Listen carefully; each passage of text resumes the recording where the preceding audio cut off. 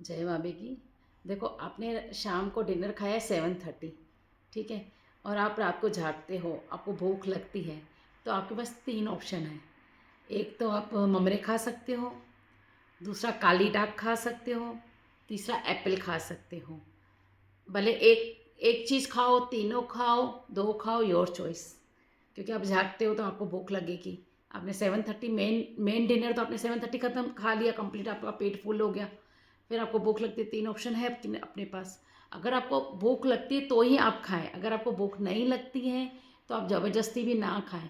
क्योंकि आप शाम को 7:30 डिनर ख़त्म करें और आप सुबह खा रहे हो 6:30, तो रात को आपने 7:30 ख़त्म किया, सुबह आपने 6:30 खाया, तो कितने घंटे का गैप हुआ डार्लिंग? 11 आवर्स। 11 वैसे आपने एक कहावत सुनी होगी कि बस के तो 4 पहिए होते हैं, पर मेरे को भगवान ने अपने 2 पहिए दिए हैं, 2 टांगे दी है। 1 और 1 11। 2 टांगे नहीं है परमात्मा की, परमात्मा के 11 लेग्स हैं। बोलते ना, एक दोगे तो 10 पाओगे। इधर एक के 2, 2 के 11। मेरी 11 नंबर बस है, मस्त जिंदाबाद, जिधर चाहो उधर पहुंचा दूंगी। हरिओम।